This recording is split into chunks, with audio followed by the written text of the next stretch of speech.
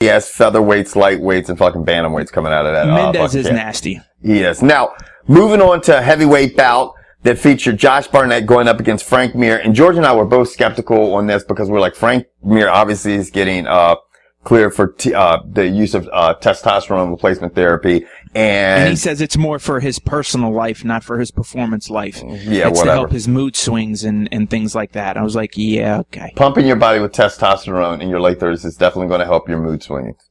What the fuck is going on? Anyway, it didn't help him, okay? It didn't fucking help him. Because I tell you what, I was telling George before the cameras came on, I picked this fight because if you've really followed Josh Barnett, the babyface assassin, you could see how much skills he has, and he's a big, strong motherfucker. Did you see how he was handling Frank Mir? Like, yeah, that was scary. And you know, we've seen Frank Mir get handled like that before, but then kind of recover.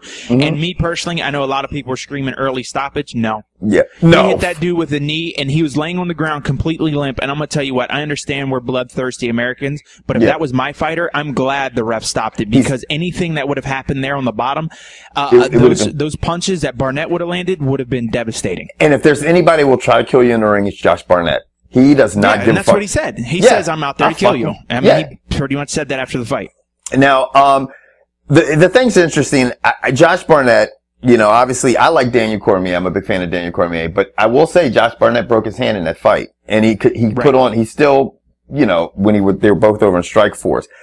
Josh Barnett, if he can get, you know, and obviously George and I talk about this all the time because it is a part of the sport now. If he can get a TRT exemption, a TUE, you know, and have a little bit of test in them, because some of these fighters are doing it, you know, in their 30s. If Josh Barnett can do that, let me tell you something.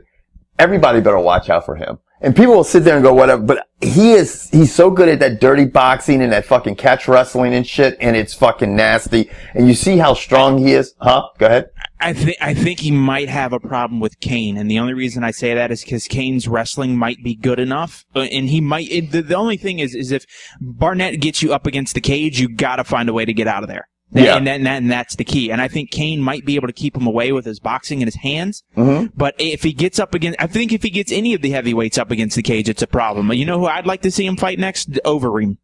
It would be great to see him fight Overeem. You know what's funny? Overeem, it's funny because Overeem, to me, would be a bad matchup. I look at Josh Barnett against like some of these other guys because he's so smart. Because he's been in the sport for a long time, and he's still fairly young. He's not old, because he's one of these guys like Vondelay and these guys that have been fighting since they were young as shit.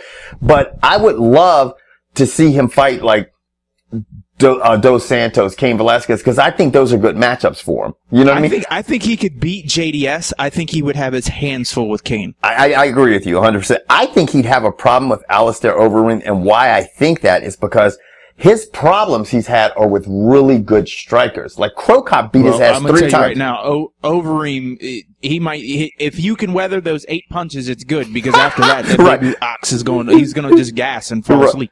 Anyway, that is all to be determined in the heavyweight. I'm interested to see who Dana White's going to have him